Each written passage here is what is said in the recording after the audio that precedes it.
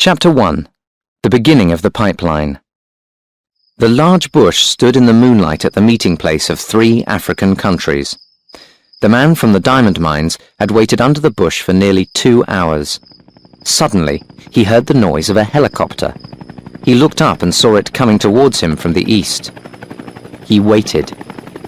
When the helicopter was just above the ground, an arm came out. A torch switched on and off, .. the Morse code for the letter A. The diamond smuggler flashed back B and C, and the helicopter came down safely. After a few moments, its engine was silent. The pilot opened the door and climbed down to the ground. The other man walked across to him. "You're late again," he said. "I had engine problems," said the pilot. "Well, if you've got it, let's have it." The man from the diamond mines reached into his shirt and took out a packet. He gave it to the pilot. The pilot dropped the packet into the pocket of his shirt. "Things are getting difficult at the mines," said the diamond smuggler. "A man has come from London. His name's Silito. The Diamond Corporation has sent him. Some of my men are afraid. One day one of them is going to talk." "Do you want me to tell this to ABC?" asked the pilot. "Yes," said the other man. "They must know about Silito. Our mines are losing more than £2 million a year because of smuggling. The corporation wants the government to stop it. And that means stop me." "What do you want?" asked the pilot. "More money?" "Yes," answered the diamond smuggler. 20% more. "I'll pass the message on to Dakar," said the pilot. "If they're interested, they'll send it on to London. But don't push them too hard. Already 3 men have died in the last 12 months in accidents. 2 were stealing diamonds from the packets. The other man tried to run away." For a moment, the 2 men looked silently at each other in the moonlight. Then the pilot climbed up into the helicopter. "I'll see you in a month," he said. The diamond smuggler watched the helicopter fly away to the east. With it went the diamonds, which would be sold for £100,000. His men had stolen them from the mines during the past month. The diamond smuggler got on his motorcycle and rode off towards Sierra Leone. He rode fast towards the hills, away from the great bush where the pipeline for the richest diamond smuggling operation in the world began. And the end? 5,000 miles away, around the necks of rich women.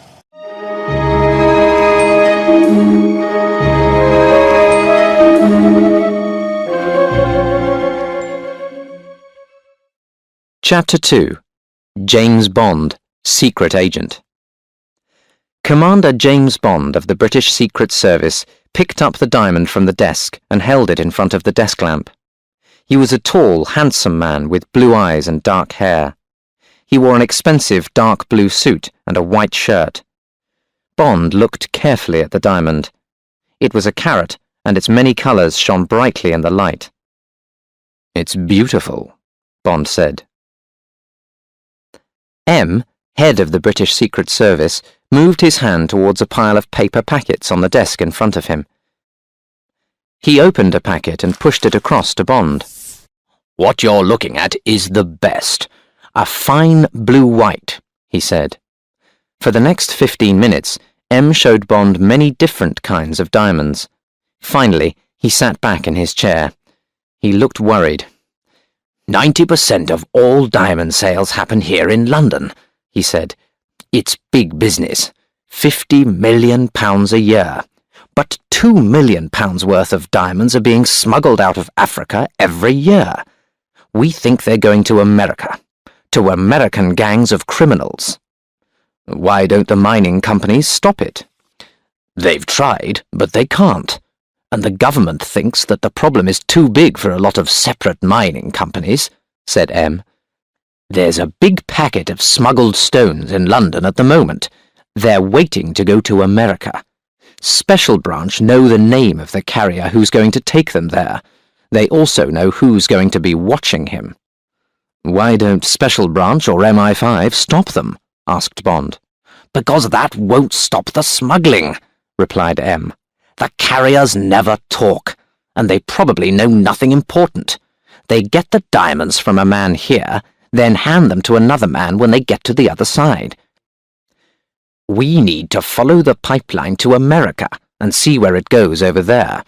And the FBI won't be much help to us.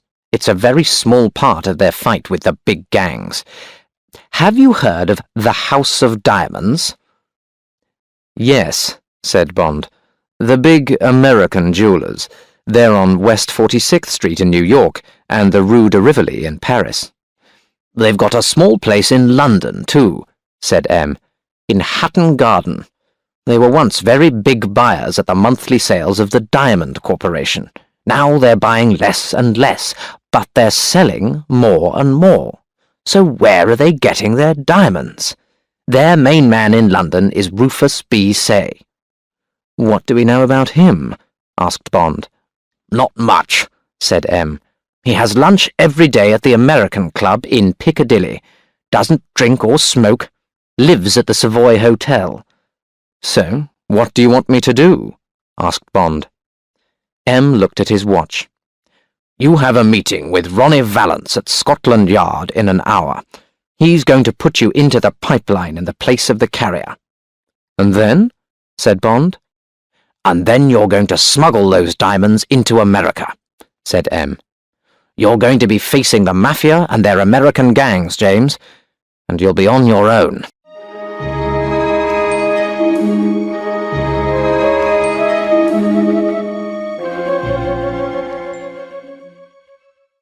Chapter 3. The House of Diamonds.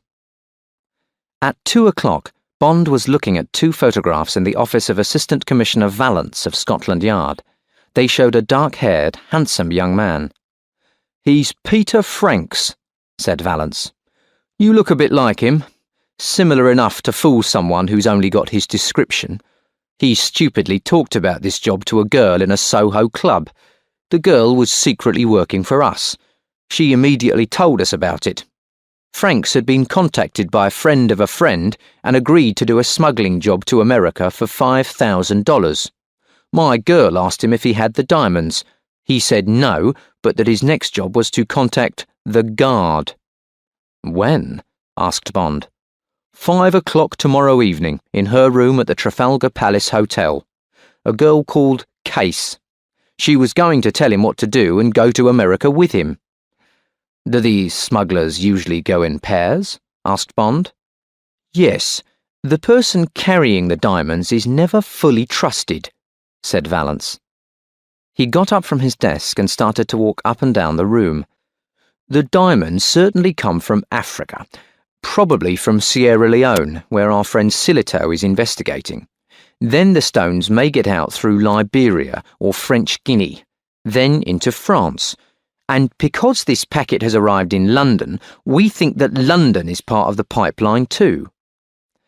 Valance stopped walking and turned to Bond. We know that this packet is on its way to America. But what happens there? We don't know.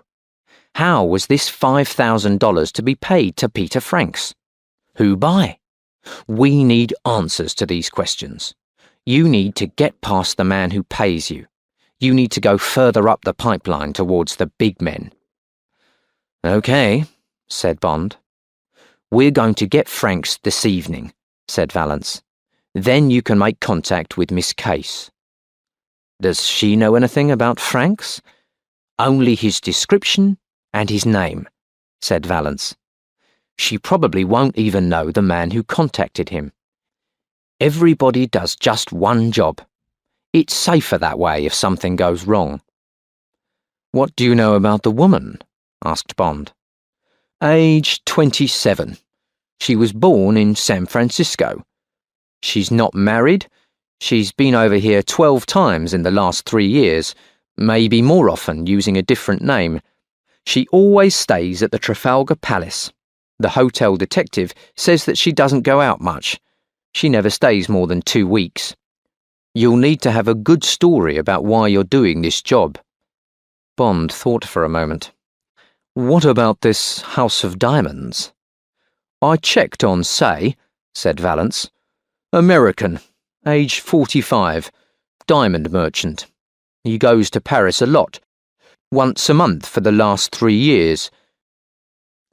He's probably got a girl there. Go and have a look at the place and at him."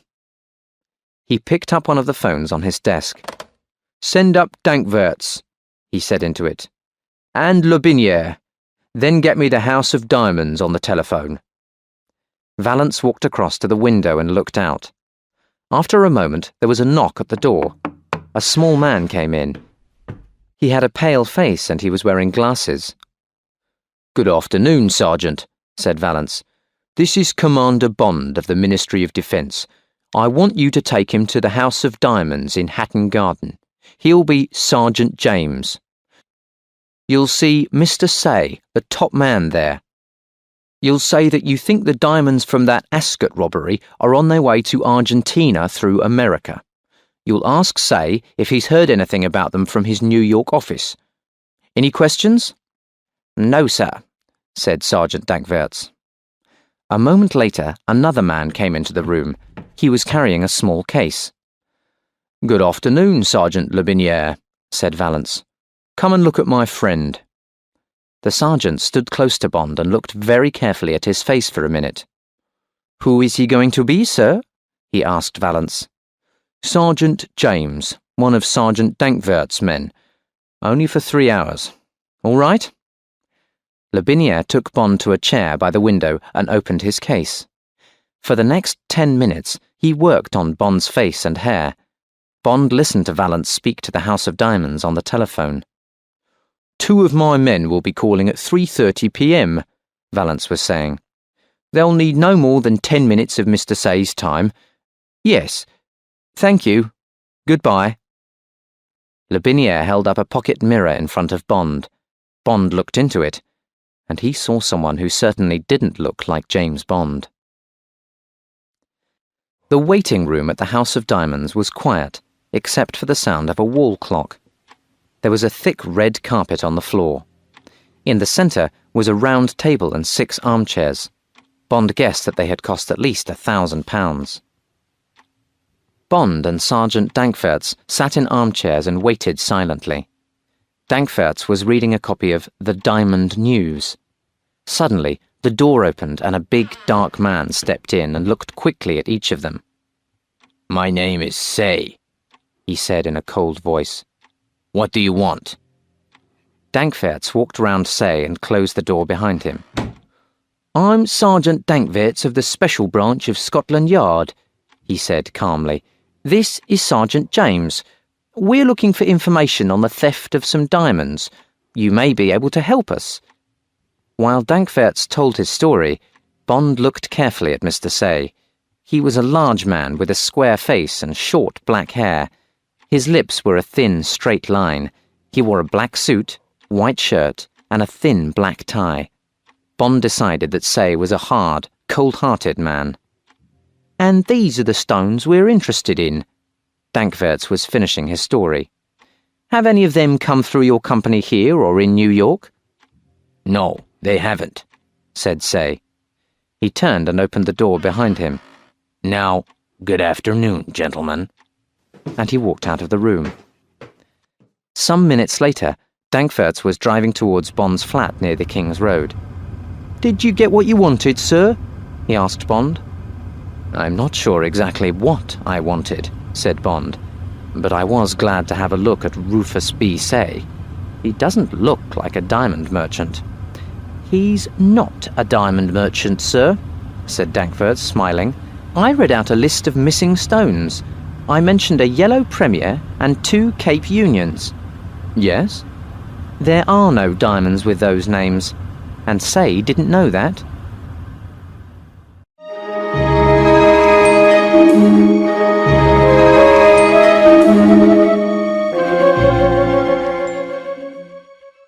Chapter 4.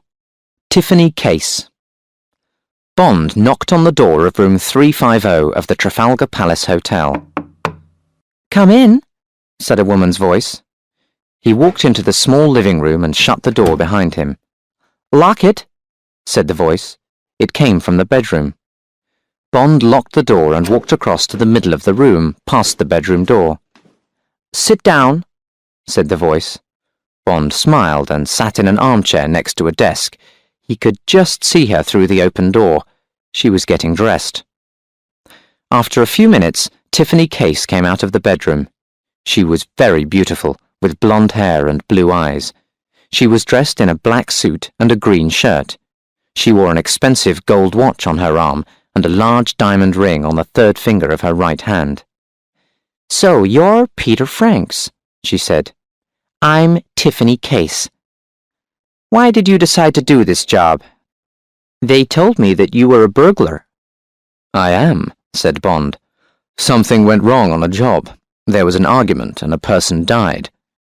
"And now you want to leave the country," she said. "That's right.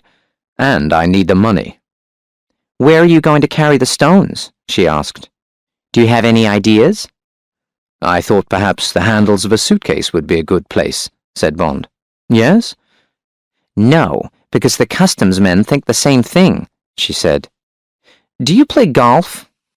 "Yes," said Bond. "Which golf balls do you use?" She took a piece of paper and a pen from the desk. "They're called Dunlop 65s, said Bond. "Okay. Have you got a passport?" she asked. "I have," said Bond, "but it uses my real name, James Bond." She looked at him for a moment, then said, "It's not important. Now listen. You're going over to America to see a man called Michael Tree. His friends call him Shady Tree. Now this is your story. He's an American friend of yours, and you met him in Europe. Okay?" "Okay," said Bond. "You'll stay at the Astor Hotel in New York." She walked to the desk and opened a drawer. She took out a small packet and gave it to Bond. "There's about £500 in there," she said. "Get a room here in London at the Ritz Hotel. Buy a good used suitcase and pack your golfing holiday clothes. Get your golf clubs, then buy a ticket for the Thursday evening Monarch flight to New York. A car will come for you at 6:30 on Thursday evening. The driver will give you the golf balls." "All right," said Bond. "Don't think you can trick us and take the diamonds. The driver will stay with you until your bags go on the plane, and I'll be at London Airport." "What happens in New York?" asked Bond. "Another driver will meet you and tell you what to do next. If anything goes wrong at customs, you know nothing." "Could we meet in New York?" said Bond, smiling. He liked this girl, and she could help him to get further up the pipeline. She looked at him, then looked away. "Well, I suppose we could have dinner Friday night, if the job goes okay. Meet me at 8 o'clock at the 21 Club on 52nd Street. Now I've got things to do." She walked towards the door. Bond followed her. "You'll be all right," she said. "Just stay away from me on the plane." She opened the door and Bond walked out of the room. "See you at the 21 Club," he said. She closed the door behind him and waited to hear his footsteps go away. 20 minutes later, Tiffany Case walked into Charing Cross railway station. She went to one of the telephone boxes and dialed a number. After the usual 2 rings, she heard the click of the automatic recorder taking the call. For 20 seconds she heard nothing. Then the voice of her boss, who she did not know, said, "Speak." She spoke quickly. "Case to ABC. The carrier's real name is James Bond. He'll use that name on his passport. He plays golf and will carry golf clubs. I suggest we use golf balls. He uses Dunlop 65s. I'll call again later this evening." She put down the phone. In a rented room somewhere in London, the recorder stopped. A door opened and closed. Footsteps went softly down some stairs and out into an unknown street and away.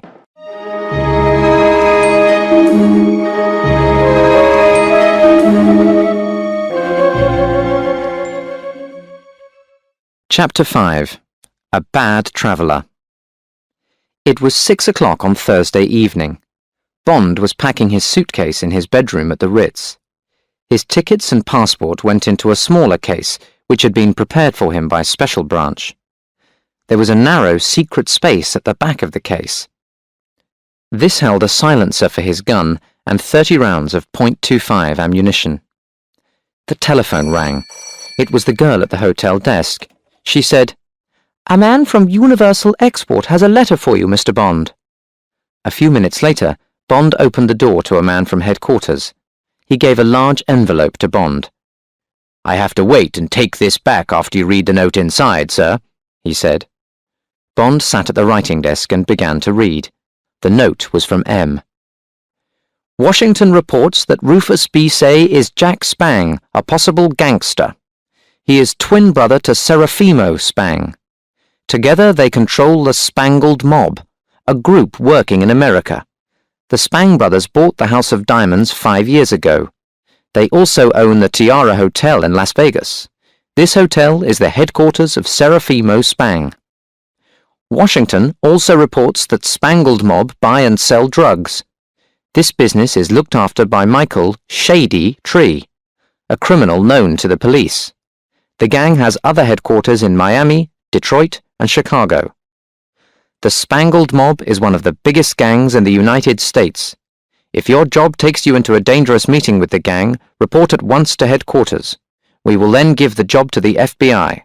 This is an order." Bond finished reading, then put the note into one of the Ritz envelopes. He gave it to the man from headquarters. After the man had left, Bond walked across to the window and looked out across Green Park. Give the job to the FBI? M would hate to ask the FBI to finish a job. A dangerous meeting would be something for Bond to decide about. He remembered some of his enemies from the past. He was sure that these gangsters could not be as dangerous as them. Or could they? He remembered the hard, cold eyes of Rufus B. Say. Well, he would have a look at the brother, Serafimo. Bond looked at his watch. 6:25 p.m. He put his right hand under his coat and took out the .25 Beretta automatic gun. He checked the gun carefully, then put it back in the holster under his coat. The telephone rang. "Your car's here, sir," the voice told him. The large black car was standing outside the Ritz Hotel. The driver put Bond's 2 cases and golf clubs in the back of the car. He told Bond to sit in the front passenger seat. As they drove through Piccadilly, he looked at his driver. The man's eyes were hidden behind black sunglasses, and he was cold and professional. After a time, the car stopped at the side of the road. The driver reached under his seat and took out a box of new golf balls. He got out of the car and opened the back door. He opened the pocket on Bond's golf bag. Carefully, he put the 6 new golf balls into the pocket with the old ones already there. Then he climbed back into the front seat, and they drove on. At London Airport, Bond's bags went through customs without problems. Tiffany Case came into the departure lounge a few minutes after Bond. There were about 40 other passengers, but there was nobody that Bond recognized except Tiffany Case. He looked round. Were 2 of the passengers watching him? They looked like American businessmen. One of them was a young man with white hair. The other was fat and had a pale face. Bond heard them ask for double brandies at the bar. The fat man took some pills from his pocket and put one into his mouth. Then he drank some brandy. He had a small case with some writing printed on it. It said, "Mr. W. Winter, my blood group is F." A bad traveller, thought Bond. He slept through most of the flight.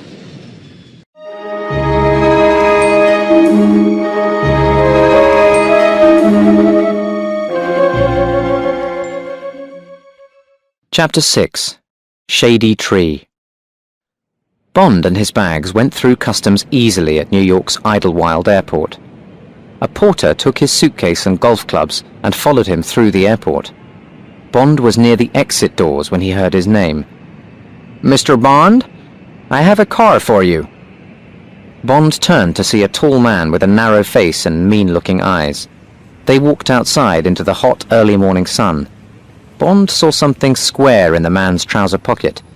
It was about the size and shape of a small gun. The car was a black Oldsmobile sedan. Bond climbed into the front seat. He did not wait to be told where to sit. The porter put his suitcase and golf bag in the back. They drove through the traffic to Manhattan. The car stopped in West 46th Street, the Diamond District of New York. They were outside a smart-looking shop with the name House of Diamonds above the door. Bond took his small case and reached for the golf clubs. "I'll take those," said the driver. "You take the suitcase." Bond followed the driver to a small door at the side of the shop. Inside was a man in a porter's room. "Can we leave the bags with you?" the driver asked him. "Sure," said the man. "They'll be okay here." The driver waited for Bond to get into the lift. The driver carried the golf bag over his shoulder, and they went up to the 4th floor in silence. The driver knocked on a door opposite the lift and opened it. Bond followed him inside. A man with bright red hair and a big moon-shaped face was sitting at a desk. He stood up as they came in. He was a hunchback. He walked slowly round Bond, then stood in front of him and looked up into his face. Bond looked calmly back at the hunchback, seeing the big ears, the half-open mouth, and the short, strong arms. The hunchback's voice was sharp and high. "London tells me that you have killed a man, Mr. Bond. I believe them. Would you like to do more work for us?" "Perhaps," answered Bond. "How much do you pay?" The hunchback laughed, then turned to the driver. "Rocky, get those balls out of the bag and cut them open." He quickly shook his arm and a knife appeared from the arm of his coat and dropped into his hand. "A throwing knife," thought Bond, "and he's fast." The hunchback sat down behind his desk again. Rocky took the knife and put the 6 new golf balls on the desk. He cut one of them open and put it on the desk. The hunchback took out 3 uncut diamonds. The driver went on with his work until Bond had counted 18 stones on the desk. If the stones were good quality, they could be sold for about £100,000 after cutting. "Okay, Rocky," said the hunchback. "Take the golf clubs and this man's bags to the Astor Hotel. He's staying there. Send them up to his room." After the driver had left, Bond sat in a chair opposite the hunchback. He lit a cigarette. "Now, if you are happy, I'd like my $5,000, Bond said. The hunchback slowly moved the diamonds in front of him into a circle. He looked up at Bond. "You will be paid," he said, "and you may get more than $5,000, but you'll get the money yourself, because it's safer. It is very dangerous for a man to suddenly have a lot of money. He talks about it and spends it without being careful. Then the police catch him and ask him where it all came from. He hasn't got an answer. Right?" "Okay," said Bond. "How do I get the $5,000? "I'll tell you a story," said the hunchback. "Today you met your friend Mr. Tree. That's me. You knew me in England in 1945, just after the war, okay?" "Okay," said Bond. "I owed you money for a card game that we had at the Savoy Hotel in London, right? When we met today, I paid you, so now you have $1,000. Here's the money." The hunchback took 10 $100 notes from his pocket and pushed them across the desk. Bond put them in his coat pocket. "You decide to go and see some horse racing in Saratoga," continued the hunchback. "You put a bet on a horse and win another $4,000. Now you have $5,000. Now if anybody asks, where did it come from, you have answers." "Maybe the horse will lose the race," said Bond. "It won't," the hunchback smiled. "Good," said Bond. "I'd like to stay away from England for a while. Do you need any extra help?" The hunchback looked silently at Bond. "Maybe," he said after a few moments. "Phone me after the race. This is my number. Write it down. Wisconsin 73697. And write this down, too. 4th race on Tuesday. The Perpetuity Stakes. Put your bet on Shy Smile to win. He's a big horse with a white face and white feet."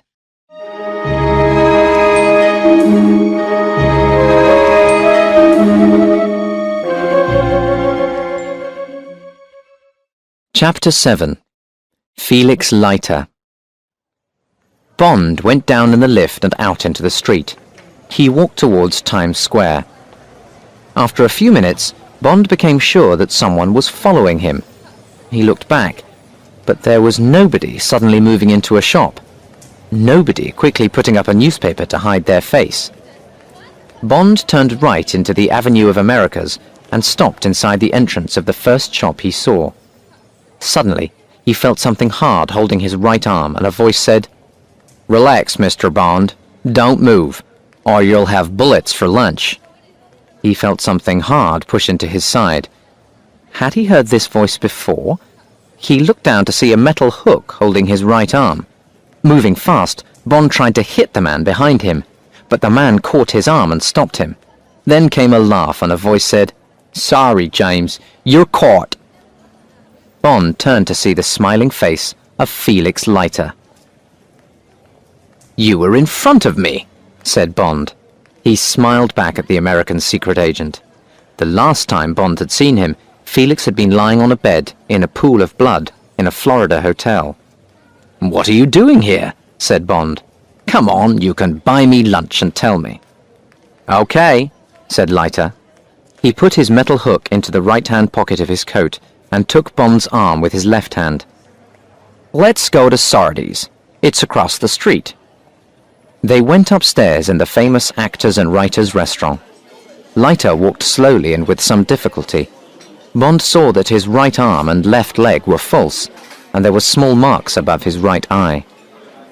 The waiter came, and Leiter ordered a dry martini for Bond. Bond smiled. Leiter had remembered his favorite drink. Leiter's smile was warm, but his eyes were watching Bond carefully.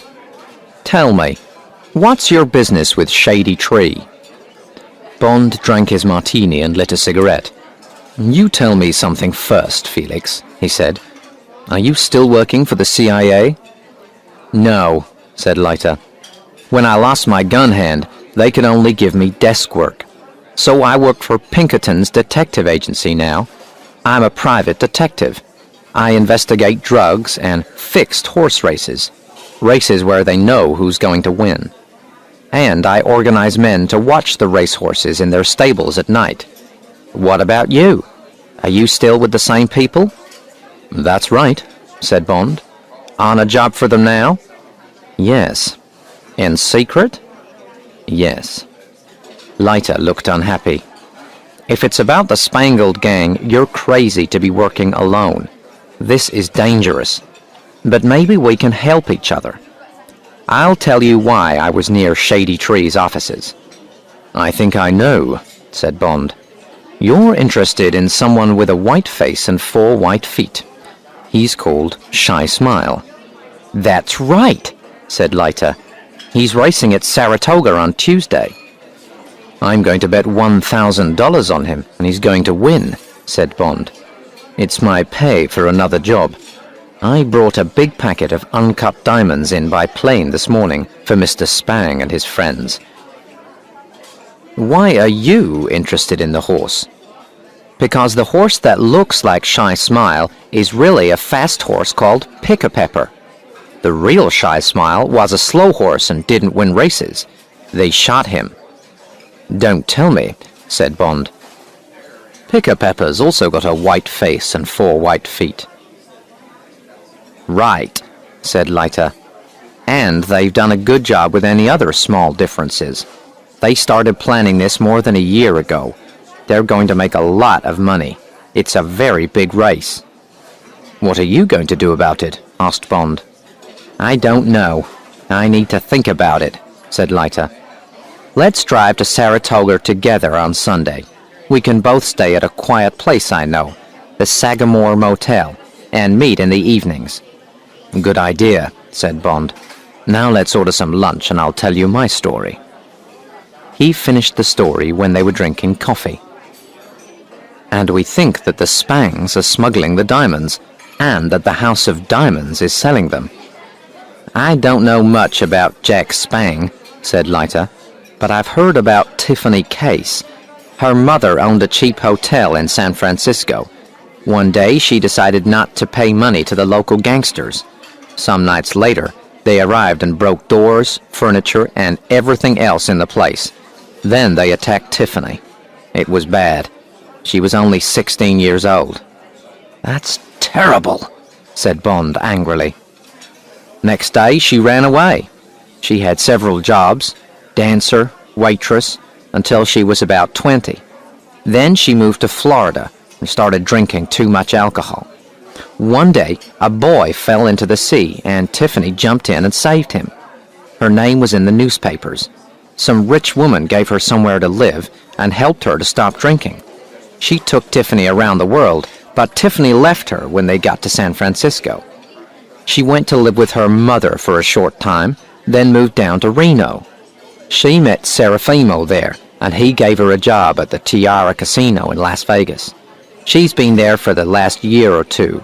She goes to Europe in between, I suppose. "I like her," said Bond. He looked at his watch. "I need some sleep. I'm staying at the Astor Hotel. Where shall we meet on Sunday morning?" "Outside the Plaza Hotel at 9 o'clock, said Leiter. "You've got a dangerous job, James. Be careful. All American gangsters are bad, but these Spangled boys are some of the worst."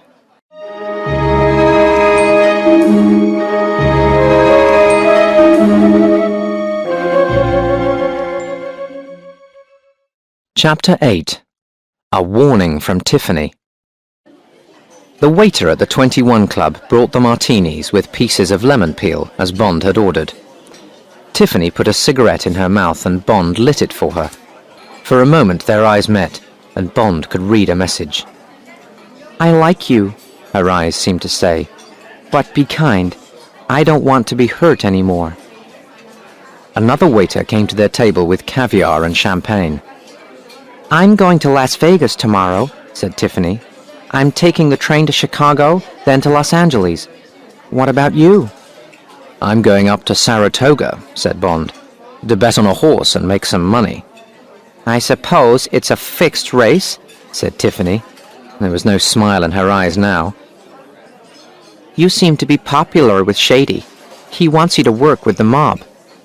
Bond hated lying to this girl, but it was necessary. "Good," he said. "But who is the mob?" He lit a cigarette and felt her watching him closely. After a moment, she said, "It's called the Spangled Mob. 2 brothers called Spang. I worked for one of them in Las Vegas. Nobody seems to know where the other one is. Some say that he's in Europe. And then there's somebody called ABC. When I'm working with diamonds, all the orders come from him. The brother I work for is Serafimo Spang. He's more interested in gambling and racehorses. Then there's Shady. He looks after the drug business and other things. There are other men. Gangsters. They're tough. You'll meet them." Then she added, unkindly, "I'm sure you'll like them."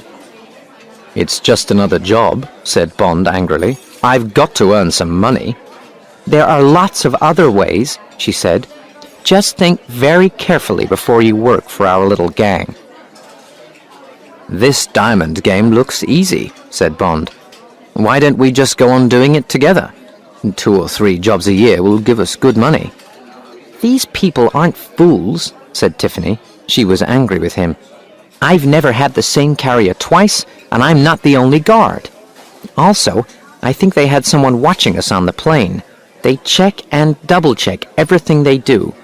I've never even seen ABC. I just phone a number in London to get my orders. You have no idea, do you?"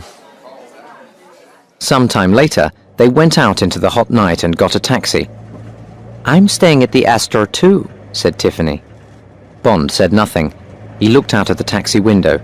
He wanted to say to her, "Come with me. I like you. Don't be frightened." But Bond couldn't. He had a job to do.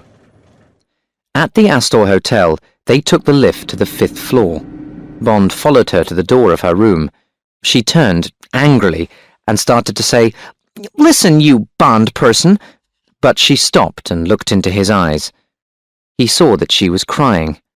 Suddenly, She put her arms round him and her face next to his. "Look after yourself, James," she said. "I don't want to lose you." She kissed him long and hard on the lips. Then she turned quickly and went into her room and shut the door behind her.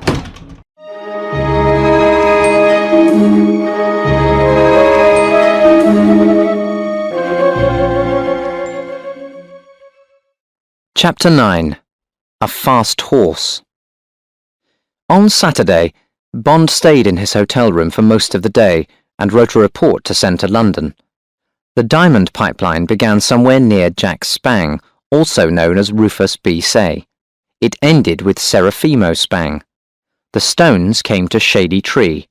Then they went into the House of Diamonds for cutting and selling. Someone known as ABC seemed to be the big boss. He was probably in London. Bond would try to get further up the pipeline using Tiffany Case. He wrote the report in code. At 9 o'clock on Sunday morning, a black Studebaker car stopped outside the Plaza Hotel. Bond was waiting there with his suitcase. He threw it onto the back seat and climbed in next to Leiter. "It's about 200 miles, said Leiter as they drove out of the city.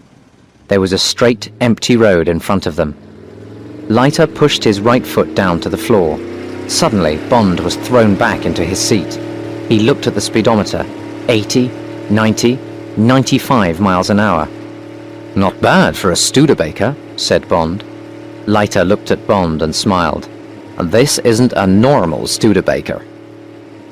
At 12:30 they found a place to stop for lunch. Leiter told Bond about Saratoga. "It's a spa town," he said. "For 11 months of the year, it's very quiet. People sometimes come to go in the waters or to have mud baths, but that's all. Then for 1 month, August, it goes crazy. It's probably the best race meeting in America, and the place is full of rich people. A lot of the racehorse owners are gangsters, like the Spangs. Sometimes they fix a race. The Spangs hope to get $50,000 from the Shy Smile race." They finished their lunch and drove on. Bond slept for a short time. When he opened his eyes, they were entering Saratoga. There seemed to be horses everywhere. Crossing the streets, walking along the sides of the roads, coming out of lorries. Horse trainers and jockeys talked on street corners. Leiter left Bond at the Sagamore Motel just outside town. They agreed to meet only at night or by accident at the races. "We'll visit the racetrack early tomorrow if Shy Smile is there," Leiter told Bond. "I'll know about this and a lot more after an evening at the Tether. It's an all-night restaurant and bar. Most of the criminals of the racing world go there." At the motel, Bond paid $30 for 3 days and got a key to room 49. He had a shower, dressed, then walked down the road. There was a restaurant on the corner, and he ate a chicken dinner. Afterwards, he bought a Saratogian newspaper. He saw that T. Bell would be riding Shy Smile in the Perpetuities race. Soon after 10 o'clock, Felix Leiter knocked softly on the door of Bond's room and came in. Bond was lying on the bed. Leiter sat down in an armchair and took out a cigarette. "We get up at 5 o'clock tomorrow morning," said Leiter. "They'll be timing Shy Smile at 5:30 a.m. I want to see who's there. The owner of the horse is Pissarro. He's one of the directors of the Tiara Casino in Las Vegas. The jockey is Ting-a-ling Bell. He's a good rider, but he's not always honest when he's paid well. I want to speak to Ting-a-ling. The trainer is another gangster, Rosie Budd." "What are you going to do?" asked Bond. "I've got a few ideas," said Leiter. "I'll wake you at 5 o'clock. Bond woke early, and the two men drove to the racetrack. They walked through the trees to the white fence round the track. The early morning air was wonderfully cool, and the sun was beginning to come out. 3 men came through the trees. One of them was leading a large horse. The animal had a white face and white feet. "Don't look too interested in them," warned Leiter.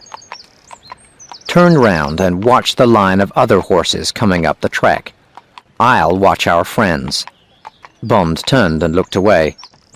"A man is leading out Shy Smile," said Leiter, "and there's Bud and Pissarro. It's a nice-looking horse. The man is getting on him now. The gangsters have got their watches out. They've seen us, but don't worry. When the horse starts moving, they won't be interested in us. Okay, you can turn round now, James. Shy Smile is on the other side of the track. They're watching him through their binoculars." Bond saw the two men with binoculars. They had watches in their hands. "He started," Leiter said. Far away, Bond could see a brown horse moving fast round the top of the track. They watched him turn and come towards them. Horse and rider came quickly round the corner in front of Bond and Leiter and on towards the watching men. Then the horse was past them, and Bond's eyes moved to the two men. He saw them look at their watches to check the time that the horse had taken. Leiter touched Bond on the arm, and they walked back to their car. "He ran well," said Leiter. "Faster than the real Shy Smile could run. If he moves like that, he'll win. Let's get some breakfast, James. Then I'm going to see Ting-a-Ling Bell." After breakfast, Bond spent some time at the racetrack. Later he had lunch. Then he watched and put bets on the afternoon races. It was a beautiful day, and by the end of the afternoon he had won $15. He walked back to the motel and had a shower. Then he found a restaurant and had dinner. Afterwards he walked over to the sales ring and watched racehorses bought and sold. After a time, Bond heard a small noise from the seat behind him. It was Leiter. He sat forward and spoke quietly in Bond's ear. "It's done," he said. "It's cost $3,000, but Ting-a-Ling will do it. See you in the morning, James." Bond didn't look round but went on watching the sales. After a while, he walked slowly back to the motel. He thought about Shy Smile, who wasn't the real Shy Smile, and about Ting-a-Ling Bell, who was being paid to lose the race. "He's playing a very dangerous game," thought Bond.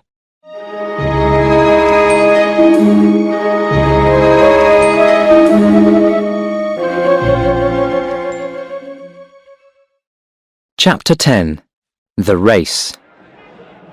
Bond sat high up in the grandstand and watched Shy Smile's owner through binoculars.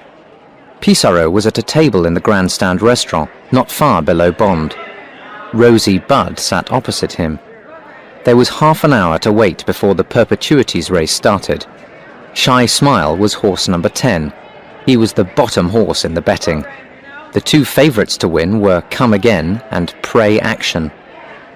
Bond put down his binoculars and remembered what Leiter had told him earlier that day. Leiter had gone to see Bell and had told him that he was a private detective. "I know about Shy Smile, who is really Pick-a-Pepper," Leiter had said to Bell. "If you win, I'll tell everyone what really happened.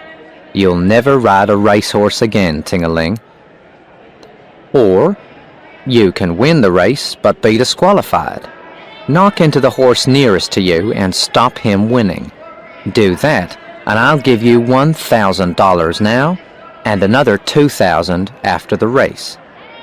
A frightened Bell had agreed, but he wanted the $2,000 to be given to him at the Acme Mud and Sulphur Baths. He went there every evening after the races at 6 o'clock. Bond had the $2,000 in his pocket.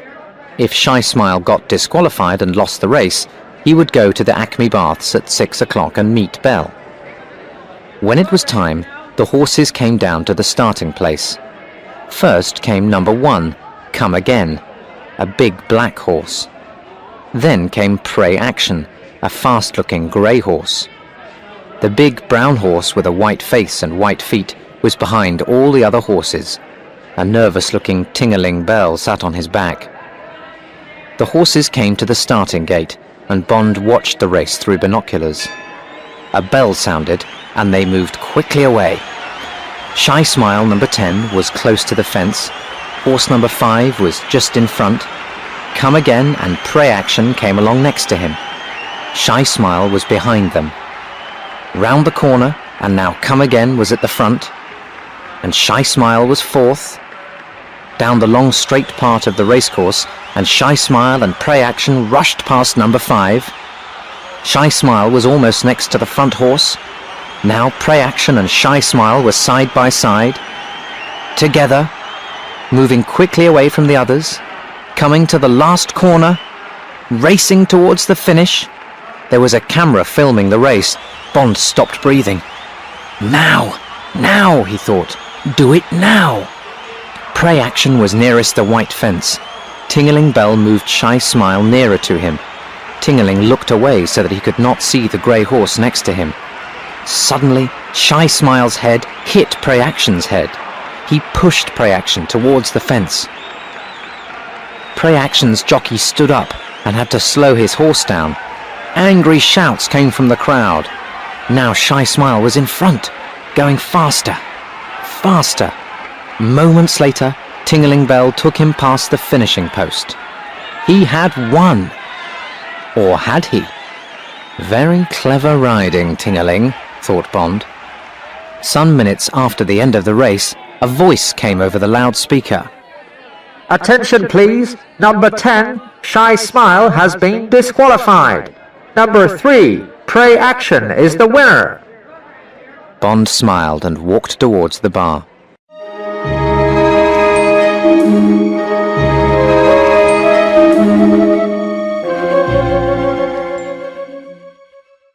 Chapter 11. Mud Baths. The small red bus had the words Acme Mud and Sulphur Baths on its side. It went down a short hill towards a group of dirty grey buildings. A tall yellow chimney stood up from the centre. Black smoke came from the chimney. The bus stopped by the baths. There was a seat near the entrance, under some dead-looking trees. Bond sat there for a few minutes, trying to prepare himself. He was not happy. He did not like the look of the place, and he did not like what was going to happen to him inside. But after a few more moments, he went inside. The bad smell of sulphur was strong. A woman sat behind a desk, reading a paperback book. She looked up. Yes? I'd like a bath, said Bond. Mud or sulphur? Asked the woman. Mud, said Bond. He paid for a ticket. At the back of the room were 2 doors. One said mud, the other sulphur. Bond went through the mud door. He found himself in a long room with a window in the roof and changing rooms along the walls. It was hot and steamy in the room. 2 men sat at a table playing cards. They were naked except for towels around their waists. They looked up at Bond. "Ticket?" one of the men asked. Bond gave him his ticket, and the man gave him a key for one of the changing rooms. He pointed at the door at the end of the room. "The baths are through there," the man said. There was nothing in the changing room except a thin towel. Bond took off his clothes and put the towel round his waist. He pushed the money into his coat pocket.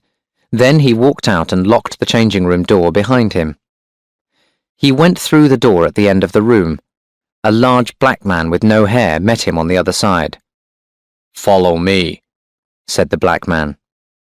The room was square and grey, and there were long tables against the walls.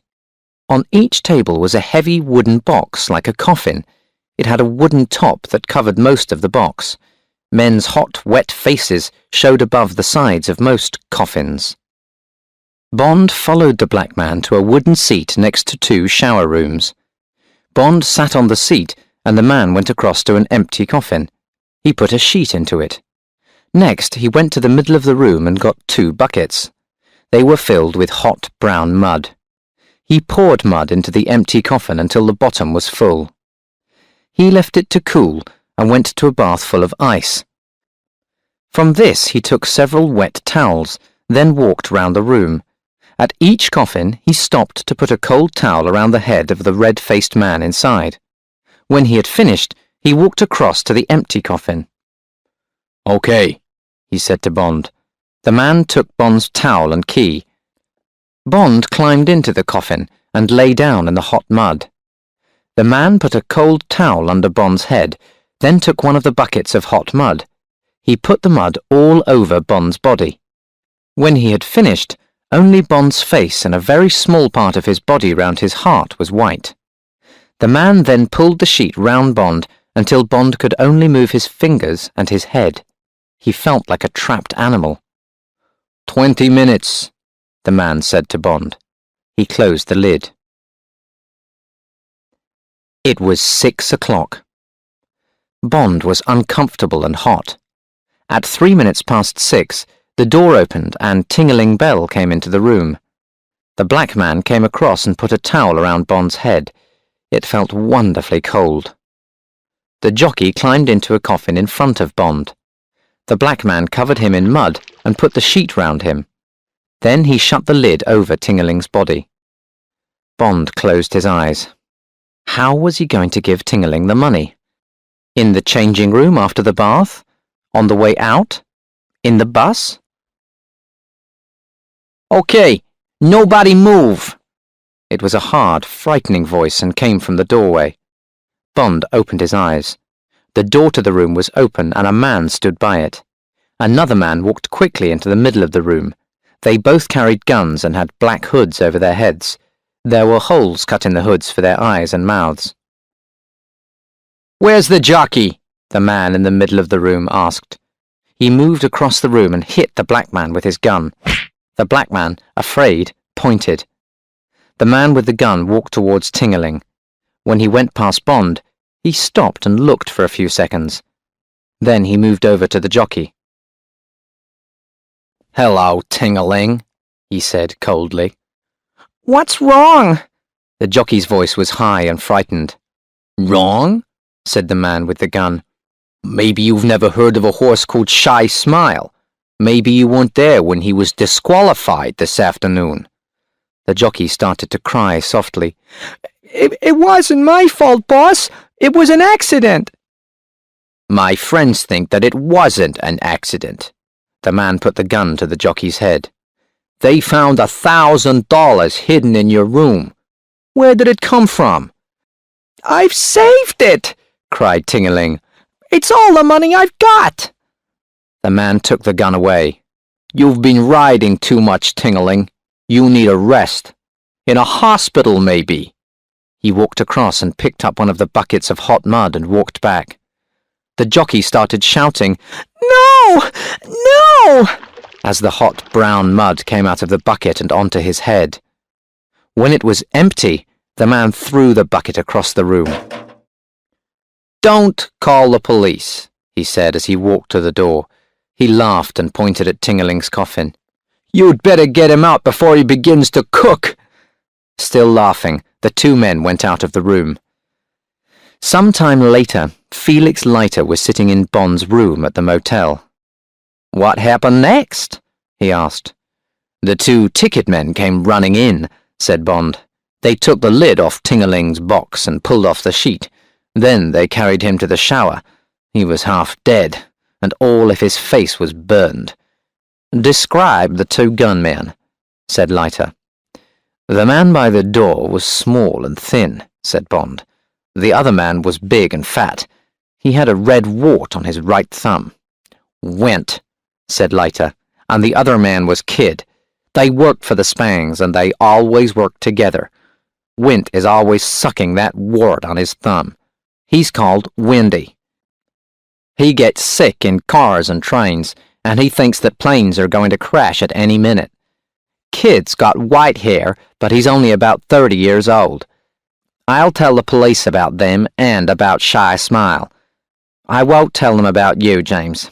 I'll be back in an hour." Bond got dressed, then went to find a telephone. He spoke to Shady Tree. "Shy Smile didn't win," he said. "I know," said Shady Tree. "Tell me where you are staying, and I'll send you another $1,000. You'll get the money in the morning.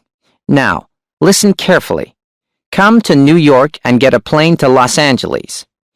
Then get another plane to Las Vegas. There is a room booked for you at the Tiara Casino. At 10 o'clock on Thursday evening, go to the center table of the 3 blackjack tables near the bar. Sit down and bet the $1,000. Do this 5 times. Then get up and leave the table. Don't bet any more, but wait for more orders. Okay? Okay, said Bond. Later, Felix Leiter returned and he and Bond went out to dinner. My boss wants me to go to Las Vegas, said Leiter when they were eating. He wants to know where the real Shy Smile's body is buried. Then we're both going to Las Vegas, said Bond. He told him about Shady Tree's orders. I'll be there by the end of the week, said Leiter. Maybe we could meet sometimes. Listen, Pinkertons have got a man there. His name's Ernie Cureo. I'll tell him that you're coming and he'll look after you. But be careful, James. Bond smiled. I'll be careful, but I've got to get further down the pipeline. Also, I've got to get close to Serafimo Spang. I really don't like the Spangs. I don't like what they did to that black man and Tingeling. Are you still an agent with a 00 number? Asked Leiter. The number that means that you're allowed to kill? Yes, said Bond quietly. I am. Good, said Leiter.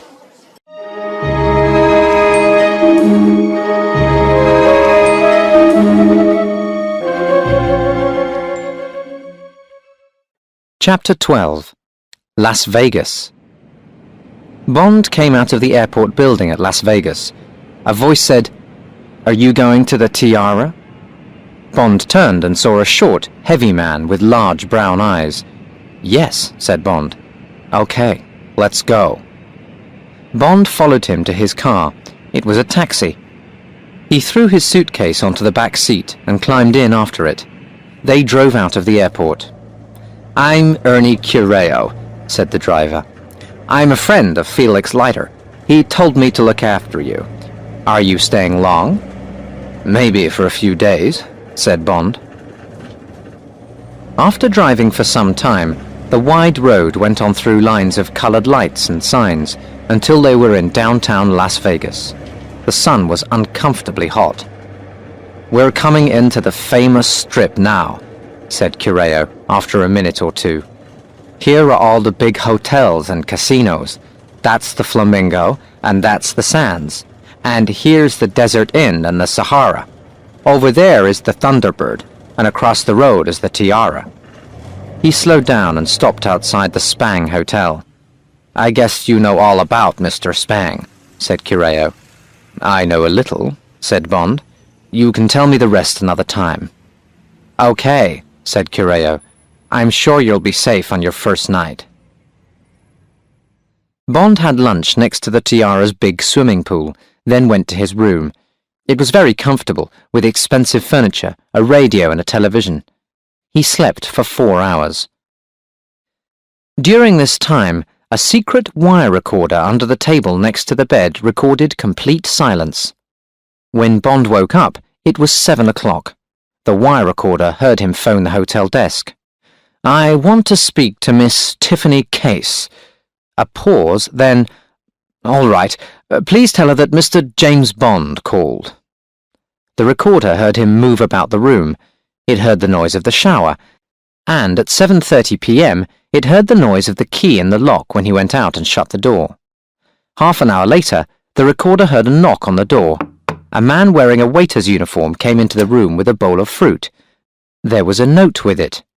From the hotel manager. The man walked quickly to the table by the bed and removed the wire from the recorder. He put a new wire in the machine. Then he put the fruit on the table and went out and closed the door. For several hours after that, the wire recorder heard nothing.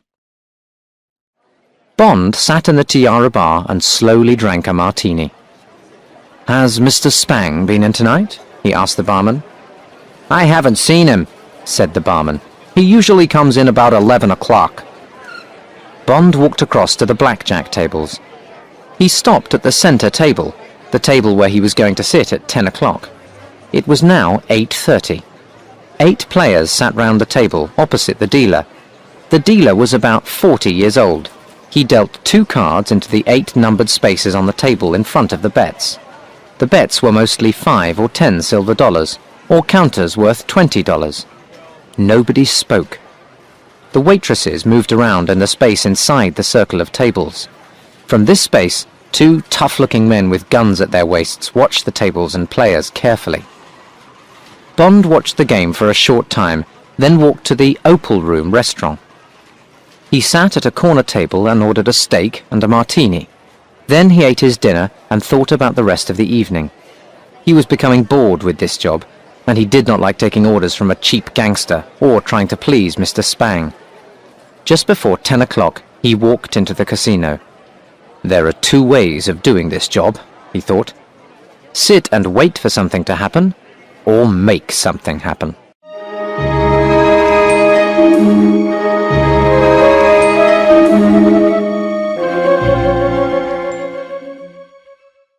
Chapter 13. An interesting evening. The dealer now at the center blackjack table was Tiffany Case. So that's her job at the Tiara, thought Bond. All the blackjack dealers at the tables were pretty women. They all wore the same smart Western clothes, short grey skirt with a wide black belt, a grey shirt and a black handkerchief round the neck, a grey cowboy hat and black boots.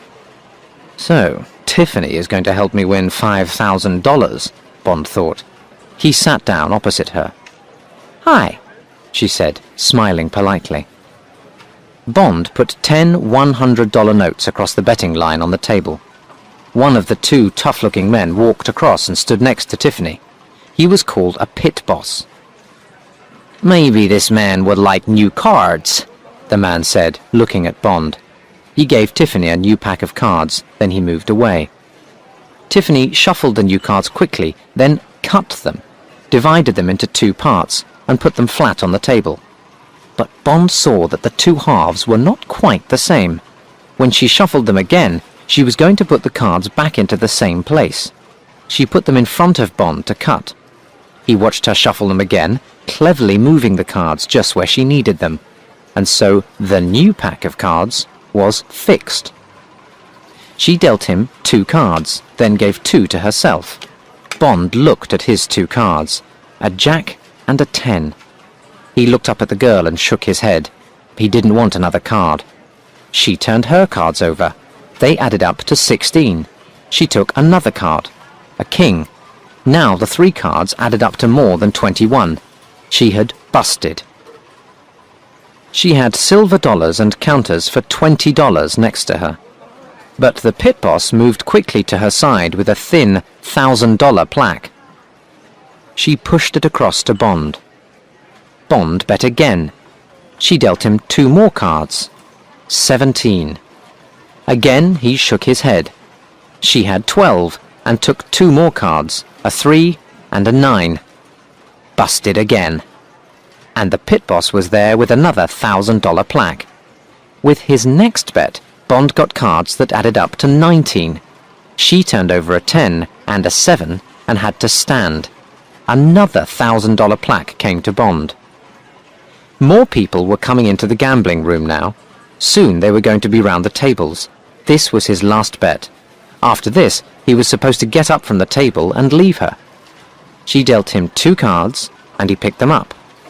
20. And she picked up 2 10s. Bond smiled. Both took another card and busted. She quickly dealt him 2 more cards, just as 3 more players came to the table. He had 19, and she had 16. And that was the end. Bond took his last $1,000 plaque. He got up from the table and looked across at the girl. "Thank you," he said. "You deal beautifully."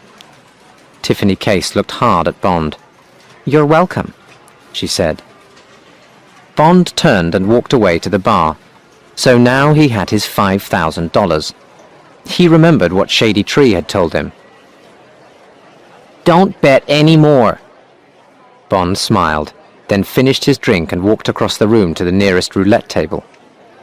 $5,000 on red, he told the croupier.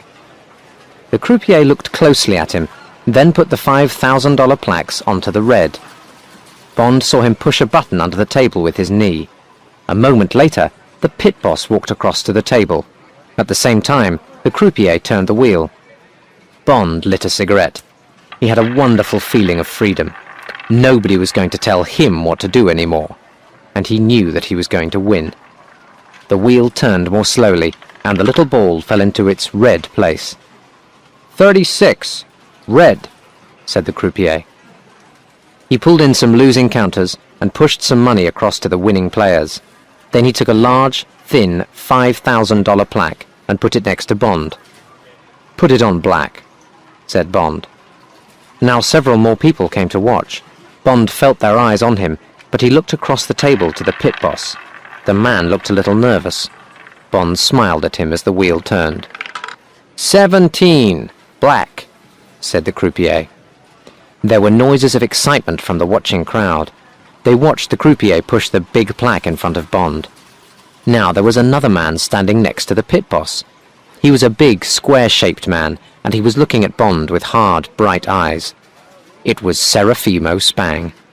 He looked a little like his brother in London. Now for the last throw, thought Bond, and then I'm leaving here with $20,000 of Spang money. He looked across at his employer. Spang's eyes were still watching him. Red, said Bond. He gave the $5,000 plaque to the croupier. The wheel turned. The little ball fell into its place. 5. Red, said the croupier, and there were more noises of excitement from the people around the table. I'll take my money, said Bond. Thanks. Bond put the 4 plaques in his pocket and moved through the crowd. He walked across to the cashier's desk. 3 notes of 5,000 and 5 of 1s, he said to the man. The cashier took Bond's 4 plaques and gave him the money. Bond went to the hotel desk and asked for an airmail envelope. Then he moved to a writing desk next to the wall. He put the 3 large notes in the envelope and wrote on the front, "The Managing Director, Universal Export, Regent's Park, London NW1, England." Then he bought stamps at the desk and put the envelope into the US mailbox. He hoped it would be safe. He looked at his watch. 5 minutes to midnight. He looked round the room for the last time. There was a new dealer at Tiffany Case's table, and Mr. Spang was not there anymore. Bond walked back to his room and locked the door. It had been an interesting evening.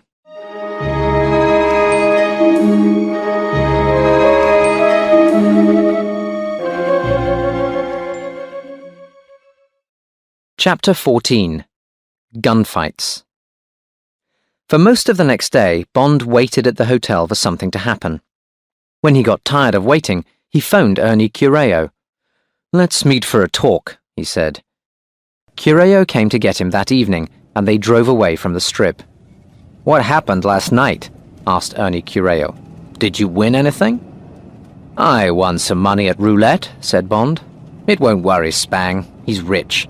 "How does he spend his money?" "He's crazy about the Old West," said Cureo. "He bought himself a ghost town out on Highway 95. It's called Spectreville. It has a Western saloon bar, a hotel, and even an old railway station. And Spang bought one of the old trains. He keeps it in the station at Spectreville. At weekends, he takes his friends for a ride to Rhyolite. It's another ghost town, about 50 miles away. It gets lots of visitors." "That's why I haven't heard from Spang or his friends all day," thought Bond. "It's Friday, so they'll be out playing trains." After some minutes, Cureo said, "We're being followed, front and back. Do you see that black Chevrolet in front with the 2 men? They've got 2 driving mirrors and they're watching us.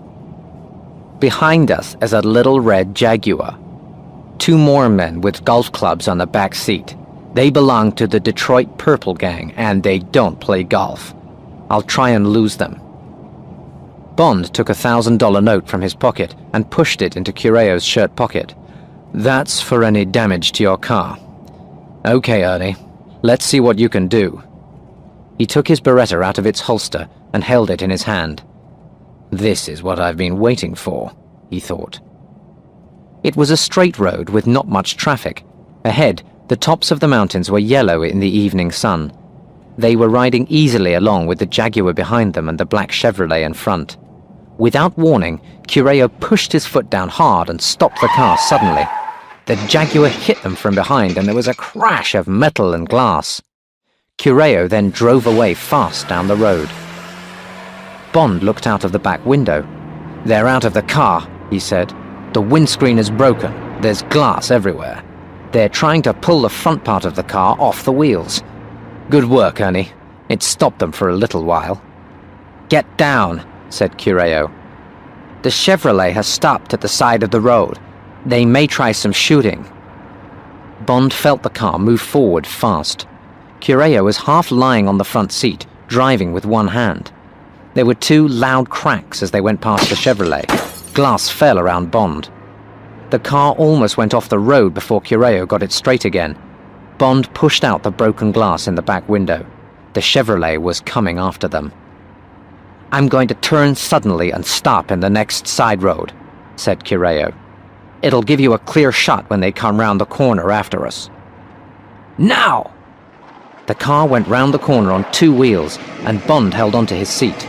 The car stopped suddenly. Bond jumped out, his gun in his hand. The Chevrolet came round the corner fast. Bond fired his gun. Crack! Crack! Crack! Crack! All 4 bullets hit the car.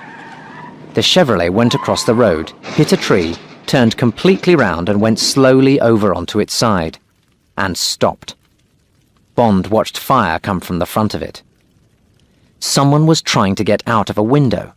Soon the flames were going to find petrol on the ground and the whole car was going to explode. It was going to be too late for the man inside. Bond heard a sound behind him. He turned to see Ernie Cureo fall from the driver's seat of the taxi and across the passenger seat. Bond forgot the burning Chevrolet and pulled open the car door. There was blood all over Cureo's arm. Bond pulled him carefully onto the passenger seat and his eyes opened. "Get me out of here," he said, "and drive fast. That Jaguar will soon be coming to find us. Then get me to a doctor." "Okay, Ernie," said Bond. He got into the driving seat and started the car. He moved fast down the road, away from the burning Chevrolet. "Can you see anything in the mirror?" asked Cureo. "There's a car coming fast after us," said Bond. "It's the Jaguar." "We have to find somewhere to hide," said Cureo. "There is a drive-in cinema near here. There. Turn right. See those lights? Get in there quick. That's right. Between those cars. Turn off your lights. Stop." The taxi stopped in the back line of 6 rows of cars. They looked towards a large cinema screen. A man was saying something to a woman on the screen. 2 more cars drove in and stopped. Neither of them was the Jaguar. A girl came up to the taxi. "That's $1, please," she said. She connected a loudspeaker to a metal post next to the car. Then she hung the speaker inside the window next to Bond. The voices of the man and woman on the screen filled the car. The girl moved away to the next car. "Turn the sound off," said Cureo. He spoke with difficulty. "Watch the entrance. We'll wait a little while, then you can get me to a doctor." Bond found a switch and the voices stopped. He looked out into the darkness towards the entrance, but could see nothing. Suddenly, a dark shape came up from the ground and a gun was pointing at Bond's face.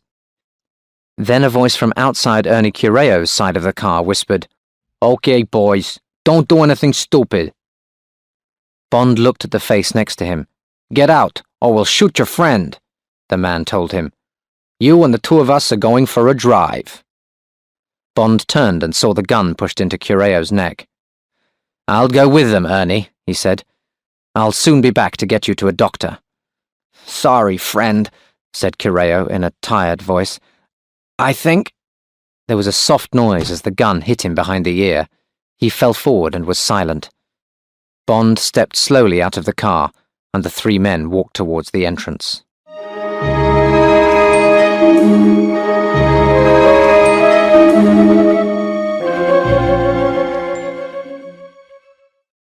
Chapter 15. Spectreville.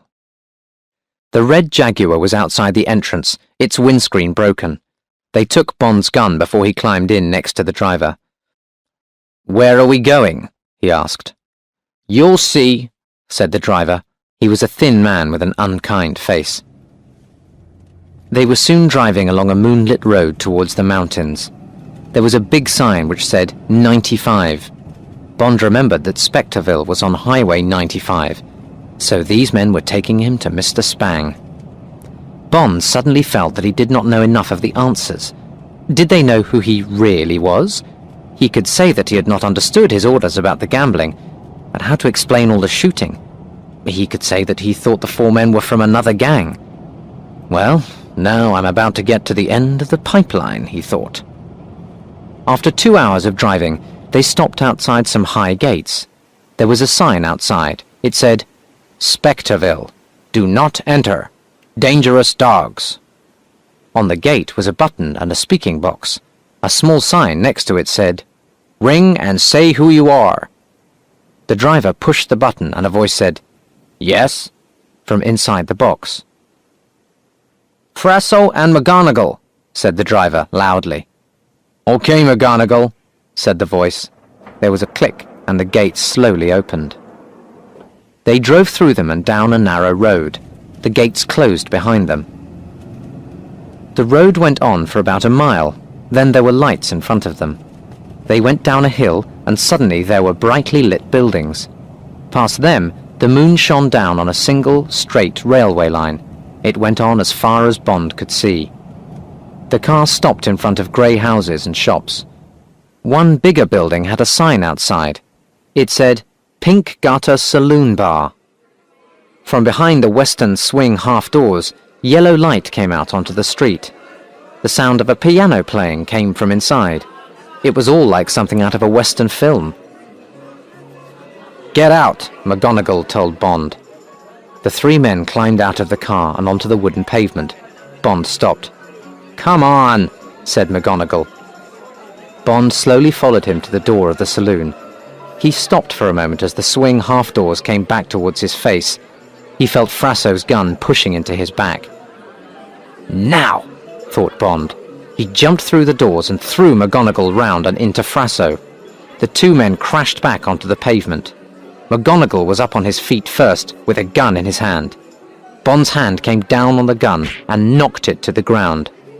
Frasso fired 2 shots at Bond, but the secret agent dropped to the ground and picked up the gun at McGonagall's feet. He fired 2 quick shots at Frasso from the ground. Then McGonagall stepped on his hand and fell on top of him. Bond went down, but he saw and heard Frasso crash down onto the pavement outside. Then McGonagall's hands were on him. For several seconds the 2 men fought silently, like animals. Bond got up on one knee and pushed the other man off him. As he did this, McGonagall's knee came up and hit Bond's face. Bond fell back, but then stood up. McGonagall came towards him with his head down. Bond turned away quickly, but the gangster's head hit him in the chest, and 2 fists crashed into his body. The gangster's head came up, and Bond hit him hard in the face. McGonagall fell back, but Bond went after him. He reached for the gangster's foot and pulled it away from the floor. Then he turned and threw the man into the room. McGonagall's flying body crashed down on top of the piano. The piano fell to the floor, with McGonagall flat on the top of it. "Stop!" A girl's voice came across the room from the bar. Slowly, Bond turned round. There were 4 people standing with their backs to the bar. Mr. Spang stood in front of the other 3. He was dressed like a cowboy, with shiny black boots and 2 guns in holsters at his sides. Tiffany Case stood next to him. She wore a western dress of white and gold. She stood and watched Bond. Her eyes were shining and she looked nervous. Then there were the 2 men in black hoods, the 2 from the Acme Baths at Saratoga. Each of them pointed a gun at Bond. "Bring him this way," said Mr. Spang. He left the room. Tiffany Case gave Bond a warning look as she followed him. The 2 men came close to Bond. The big one said, "Move." Bond walked slowly after the girl and the 2 hooded men walked behind him. Bond pushed through a door behind the bar. He looked around and saw that he was now in a railway station waiting room. "Turn right," said one of them. Bond turned and went through a door. In front of him was probably the most beautiful steam train in the world. There were 3 metal, shining lights on the front of the big old engine. The name The Cannonball was painted along the side in black and gold. Behind the engine was a dark blue carriage. Bond looked at the train, but then he felt a gun in his back. Bond climbed up into the carriage. First, there was a small but beautiful dining room, then a narrow room with 3 doors at the sides. With the 2 men still behind him, Bond walked to the end and pushed open the door into a big room. It was a sitting room with bookshelves on each side and expensive curtains. A thick red carpet covered the floor. Mr. Spang stood at the far end of the room. In the middle sat Tiffany Case. She was nervously smoking a cigarette. Bond walked to a comfortable chair. He turned it towards Spang and Tiffany and sat down. He crossed one knee slowly over the other, then lit a cigarette. "Stay here, Wint," said Mr. Spang. "Kid, go and phone Detroit. Tell them to send more men." He turned towards Bond and his eyes shone angrily. "Now, who are you and what's happening?" Bond did not like Spang's question. "I'll need a drink if we're going to talk," said Bond. "Bourbon." "Get it, Wint," Mr. Spang said coldly. The big man walked out of the room. Minutes later, he came back and pushed a glass into Bond's hand. "Thanks, Wint," said Bond. He drank some of the bourbon, then put the glass down on the floor next to him. He looked up at Mr. Spang. "I did my job and got paid," said Bond. "It was my money, and I decided to gamble with it. Then a lot of your men came after me. If you wanted to talk to me, why didn't you just telephone me? When they started shooting, it was time for me to shoot back. So I did." Without taking his eyes off Bond, Mr. Spang slowly pulled a piece of paper from his shirt pocket. Bond knew that the piece of paper was bad news for him. Really bad news. "This is a message from a good friend in London. It says, 'Peter Franks is held by the police. Find out if the job is in any danger, then kill the new carrier and send a report.'" There was silence in the room. Mr. Spang looked hard at Bond. "Well, Mr. Whoever you are," he said at last, "this looks like a good year for something horrible to happen to you." Bond tried to stay calm. He knew that they were going to hurt him, badly. But how? He reached down for his drink. Now he knew that the 2 Spangs were the beginning and the end of the diamond pipeline. He had completed his job. He knew the answers. Now, in some way, he must get the answers back to M. "I took the job from Peter Franks," he said. "He decided that he didn't like it, and I needed money." "You're lying," said Mr. Spang. "You're with the police, or you're some kind of private detective. I'm going to find out who you are, who you work for, and what you know." He turned angrily to Tiffany Case. "How did he trick you? Are you stupid?" "No," said Tiffany. "ABC sent this man to me, and he seemed okay. Was I supposed to tell ABC to try again? And maybe this man is telling the truth." Her angry eyes turned towards Bond, and he saw fear in them. Fear for him. "Well, we're going to find out," said Mr. Spang. "Wint, get Kid and the boots." The boots? Bond sat silently. He had to be strong now. He must tell them nothing. He had to think of Ernie Cureo and Felix Leiter, and maybe Tiffany Case. He heard the 2 men come up behind him. "Take him out onto the station," said Mr. Spang.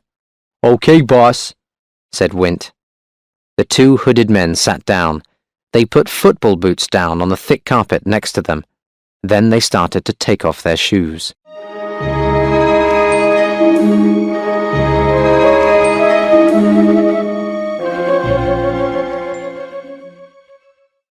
Chapter 16. The Cannonball. "James," said Tiffany Case, "wake up." After some moments, Bond's blackened eyes opened with difficulty. He looked up at her from the wooden floor. She shook his blood-covered arm, afraid that he might fall asleep again.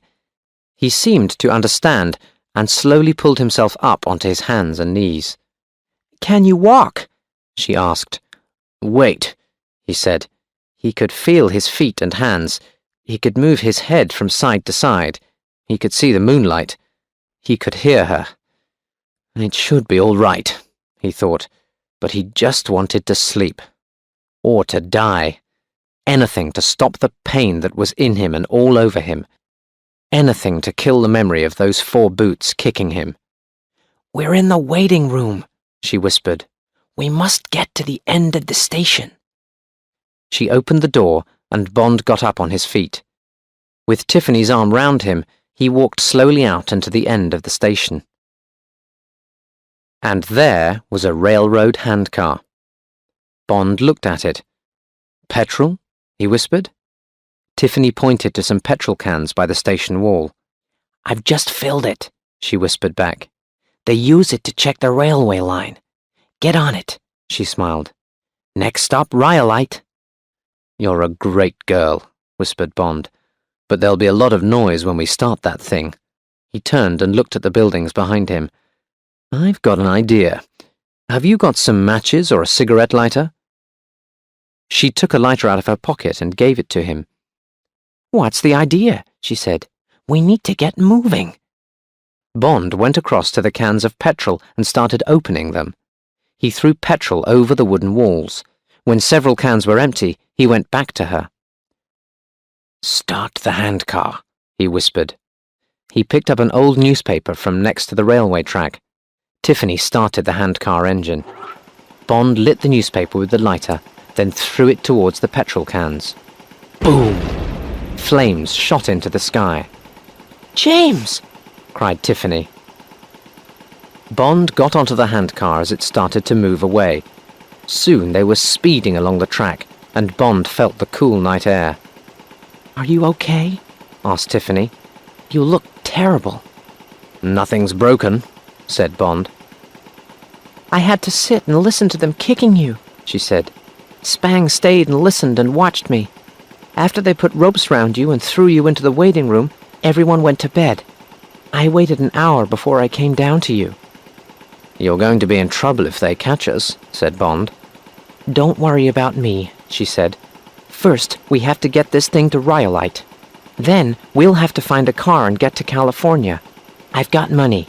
We need to get you to a doctor and buy you a new shirt. I've got your gun. I got it after Spang went to bed." She opened her shirt and took it from her belt. Bond took it from her and pushed it into the top of his trousers. His shirt was covered in blood. The miles went by. Every few minutes, Bond turned and looked behind them. They had been travelling nearly an hour when they heard a new sound. "It's the cannonball," said Tiffany. They looked back along the railway line. Was that a small light far away? "How far is it to Rhyolite?" asked Bond. "About 30 miles. "How fast can this thing go?" "About 30 miles an hour." After 15 minutes, Bond could see the lights on the front of the big engine. "Are we okay for petrol?" he asked. "Yes," she said. "I put in a whole can." Almost before she finished speaking, the little engine went put, put, put. "Oh no," said Tiffany. And again, put, put, put. Then, put, put, hiss. And suddenly they were moving down the track in silence, the engine dead. Minutes later, the handcar stopped. "No more petrol," said Bond. He looked round. There was flat, open land for 2 miles on the left, and mountains half a mile away on the right. "Come on, Tiffany," he said. "We've got to go." He looked round and saw her running down the track in front of the handcar. After a moment, she turned and ran back. "There's a sideline in front," she said. "If you can move the points on the track, we can push this thing down the sideline. Then the train will miss us." Bond smiled. "I've got a better idea. Come on, start pushing." Once it started moving, the handcar moved down the track easily. They came to the points by the sideline, and Bond went on pushing until they were past them. "What are you doing?" asked Tiffany. Bond ran back to the points. "We're going to send the cannonball down the sideline. Help me move the point switch." They both pulled hard on the switch. The pain in Bond's arms was terrible, but slowly the old metal moved for the first time in 50 years. Then it was done, and Tiffany helped Bond back to the handcar. Suddenly, the night air was full of the noise of the great metal train as it rushed towards them. "Get down and don't move!" shouted Bond. He pushed Tiffany down behind the handcar. Then he went across to the side of the railway line and took out his gun. A bullet hit the ground next to him. Crack, crack, crack. Now he could hear the gun above the sound of the engine. And then the big engine flew into the sideline with a scream of metal. Bond saw Spang in the cab of the engine. He was almost falling out, holding the side of the cab with one hand and driving the engine with the other. Bond lifted his gun and fired 4 shots. He saw Spang's white face suddenly turn up to the sky. Then the great black and gold engine was past him and rushing towards the Spectre Mountains. Its lights cut through the darkness and a warning bell began to ring, but nothing could stop it now. Bond put the gun into his trousers as Tiffany Case ran across to him. They watched the engine go behind a large rock, and suddenly there was a terrible crash and a great burst of fire. And then, silence. "And that's the end of one of the Spangs," thought Bond. "Let's get away from here," said Tiffany. It took them an hour and a half to walk the 2 miles to the main road. Tiffany half-carried Bond. When they reached the road, he fell down, full of pain. The girl sat and held him against her. She cleaned his face with a corner of her shirt. An hour later, a low black car stopped next to them. A head came out of the driver's window. A friendly Texan voice said, "Felix Leiter, miss. What can I do for you on this beautiful morning?" "And when I got into town, I called my friend Ernie Cureo," said Leiter. "His wife told me that he was in the hospital, so I went and saw Ernie, and he told me the whole story. So I drove through the night to Spectreville and saw that the place was on fire. The gates were open, so I went inside. The only person there was a man on his hands and knees trying to get away. He had a broken leg, and his name was Frasso. I made Frasso tell me everything. Then I left him for the fire department to find when they arrived. Next, I drove towards Rhyolite. I found a pretty girl in the middle of the road, and here we are. Now tell me your story." "So I'm not dreaming," thought Bond. "I am in the back of the Studebaker, and this is Tiffany's arm under my head. And that is Felix, and we are going down the road to a doctor, some food, a bath, a drink, and sleep." He lay still and listened to their voices. At the end of Tiffany's story, Leiter said, "We'll be in Los Angeles by lunchtime.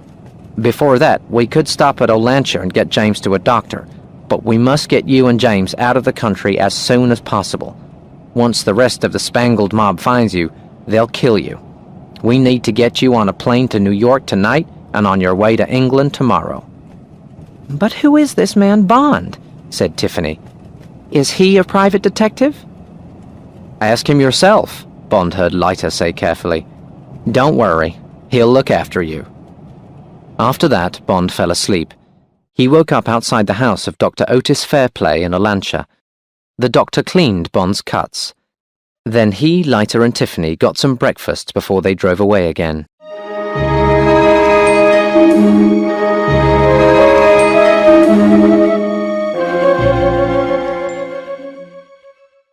Chapter 17.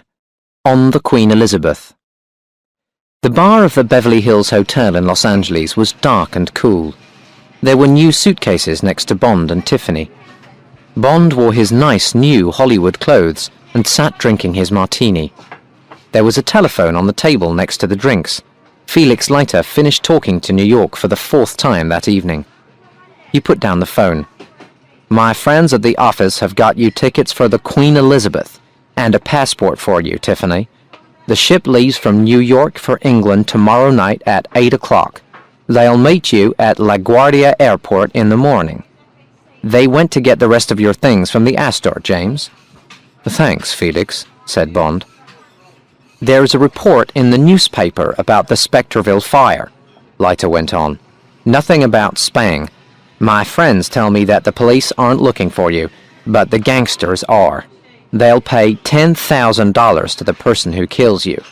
Get on the ship and stay in your cabins for 2 or 3 days. Now, I've got to get back to Las Vegas tonight." Leiter drove them to the airport. "You've got a good friend there," Tiffany told Bond when they were watching him drive away. On the plane, Bond sat in his seat and thought about the beautiful Tiffany sitting next to him. He knew that he was very near to being in love with her. But what about her? Would she ever be able to trust and perhaps love a man again? He thought too about the diamond smuggling pipeline. One part of it was finished, but Serafimo was only the end of the pipeline. Jack Spang and the mystery man ABC were the real bosses. Did Jack Spang and ABC know about his and Tiffany's escape? So now they had to find Jack Spang, and then ABC. The Secret Service could only find the man at the beginning of the pipeline in Africa through ABC. He planned to send a report to M when they were on the Queen Elizabeth. Valance's men could then do the rest. There would not be much for Bond to do in London, only write reports. At about 4 o'clock on Sunday afternoon, Bond and Tiffany went to their cabins on the Queen Elizabeth. A man watched them go on to the ship. He then walked quickly to a telephone. 3 hours later, 2 American businessmen got out of a black car and walked onto the ship. One was a young man with white hair. The name on his small case was B. Kitteridge. The other man was big and fat. He looked sick. The name on his suitcase was W. Winter. Below the name were the words, "My blood group is F." 3 days later, Bond met Tiffany in the ship's veranda grill for dinner. The weather was fine and the sea was calm.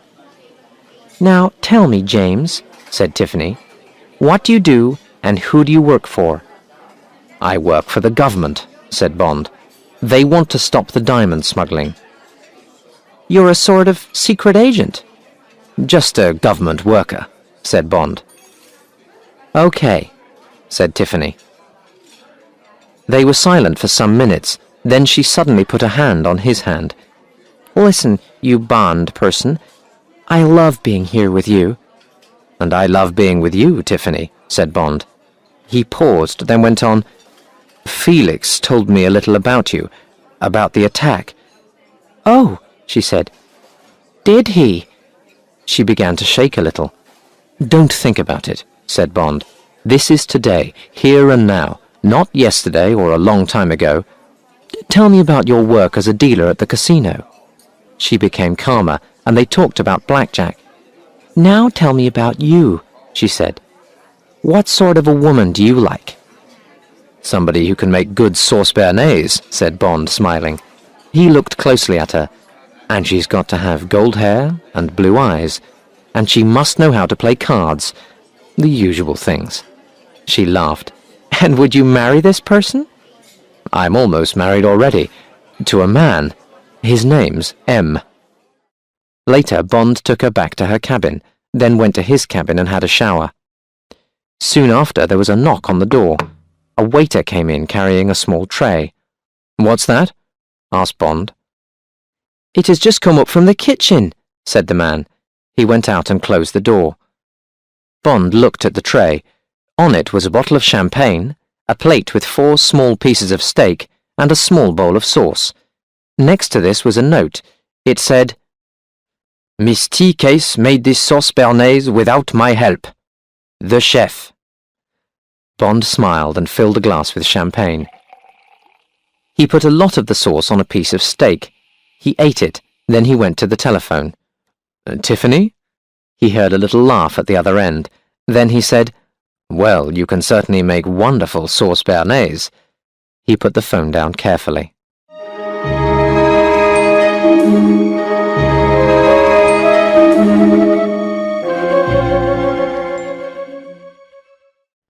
Chapter 18. Dead Men Can't Speak. It was 11 o'clock the next evening. There were only a few people left in the veranda grill. It was quiet, with only the soft sound of the sea outside. Bond and Tiffany had finished their dinner. They were holding hands and looking silently into each other's eyes. After a time, they got up and walked to the smoking room. They found a small table in a corner and ordered coffee. Bond suddenly saw that two men were looking at him. They were sitting at a table across the room, and they looked away quickly. One man had white hair, and the other was big and fat. Bond looked carefully at the fat man. Had he seen this man before? He turned back to Tiffany. "Those two men across the room seem interested in us," he said. She looked past his shoulder.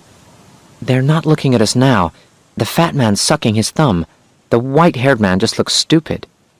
"Sucking his thumb," said Bond. He was trying to remember something. "Forget it, James," said Tiffany.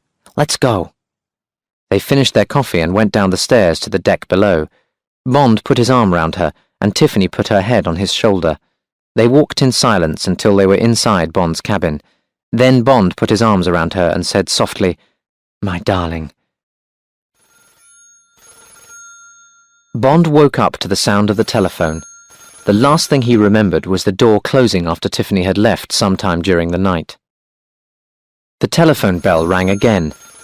Bond picked the telephone up. A voice said, "There is a message for you, sir. Shall I send it down to you?" "Yes, thanks," said Bond. He looked at his watch. 3 o'clock in the morning. He climbed out of bed and went into the shower. Afterwards he pulled on a shirt and trousers. There was a knock on the door. Bond opened it and took the message from the man outside. It was from the Chief of Staff in London. It said, "Secret check of Say's office found message to ABC from QE, signed by Winter. Winter knows that you are on Queen Elizabeth. Reply addressed to Winter orders him to kill Tiffany Case. We believe Say is ABC. Say flew to Paris yesterday and is now reported to be in Dakar. We think that man at Sierra Leone is beginning of pipeline. He is being watched. You will fly to Sierra Leone tomorrow night." Bond sat quite still in his chair.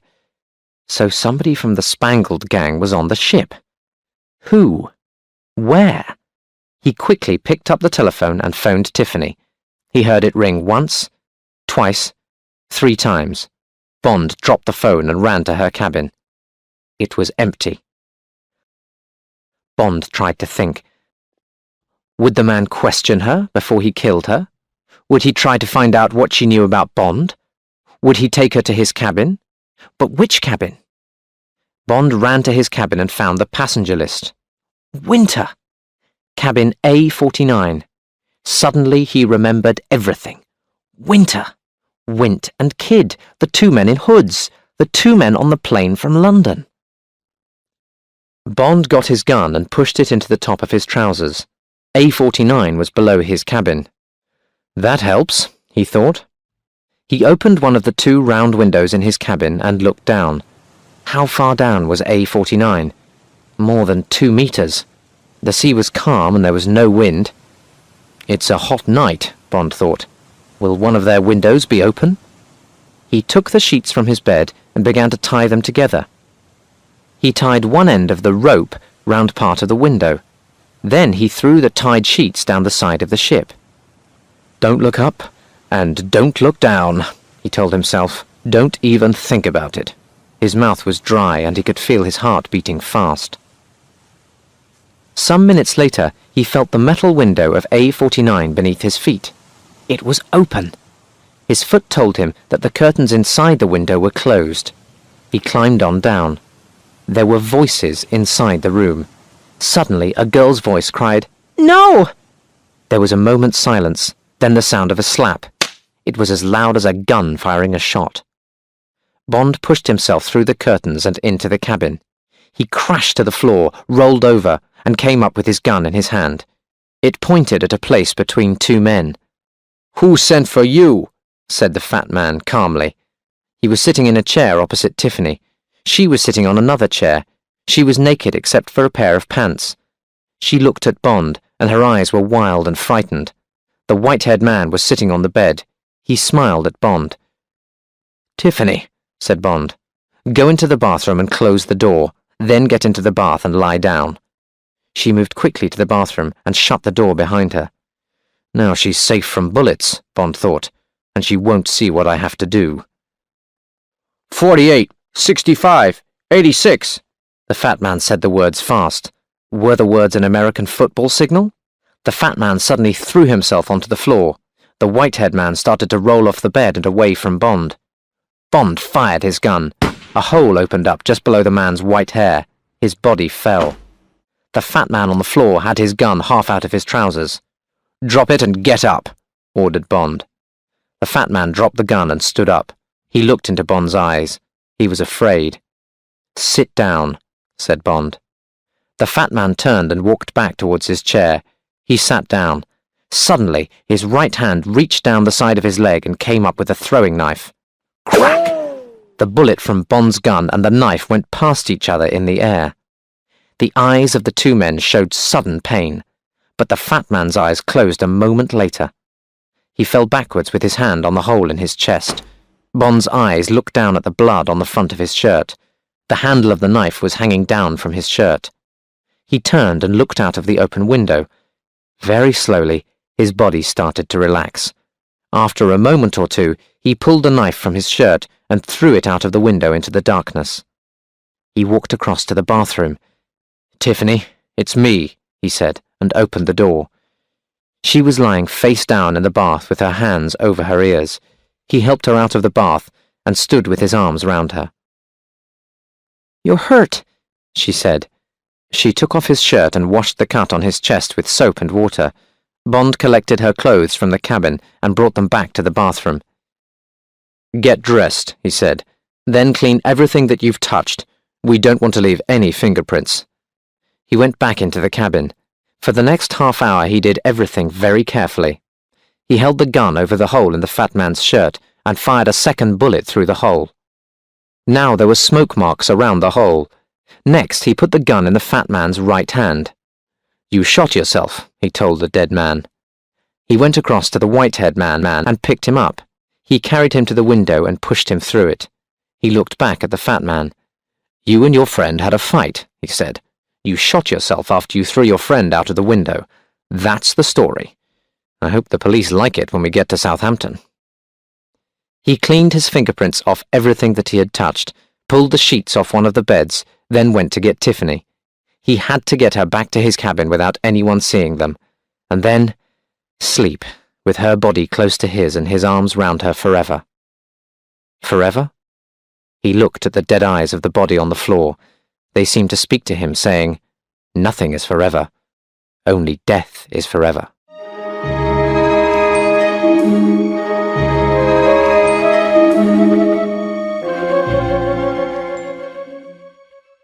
Chapter 19. The End of the Pipeline. It was hot under the large bush at the meeting place of 3 African countries. The smuggler listened. The helicopter was coming. The smuggler walked out into the moonlight to get the packet of diamonds from his motorcycle. A mile away, an army truck was behind a low bush. 3 men stood next to it, 2 soldiers and Bond. Near them was a large gun pointing at the sky. They could hear the noise of the helicopter. "Get ready," said Bond. "Is the loudspeaker switched on?" "Yes, sir," said one of the soldiers. Bond looked up into the sky. He thought about Tiffany, safe at his home in London.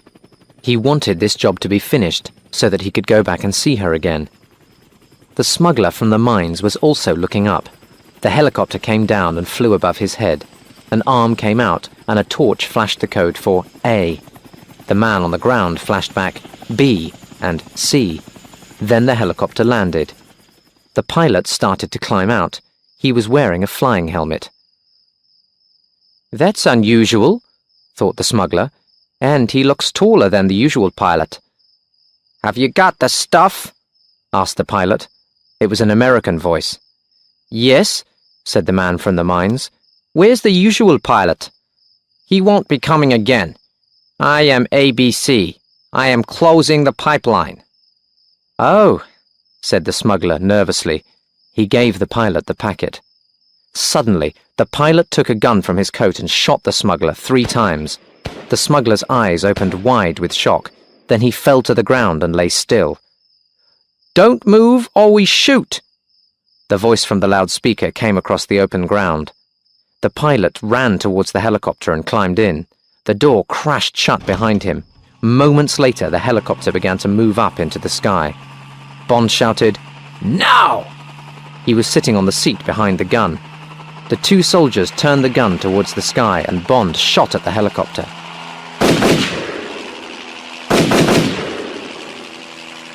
Red fire filled the sky, and then there was a much louder bang! The helicopter began to come down crazily to the ground. Inside it, Jack Spang, who was also Rufus B. Say of the House of Diamonds, and also the big boss, ABC, came down with it. Before the sound of the crash died, flames shot up into the sky. Bond lit a cigarette and sat watching the orange flames from the helicopter. "That's the end of the diamond pipeline," he said softly. "The end of the Spangled Mob. But not the end of the diamonds that are in the center of the fire. Diamonds don't die. Diamonds are forever." And Bond suddenly remembered the eyes of the dead Wint. They had been wrong. Death is forever, but so are diamonds. He jumped down from the truck and started to walk towards the fire. All these thoughts about death and diamonds were too serious. For Bond, it was just the end of another adventure. He thought about the beautiful woman waiting for him in London, and he smiled.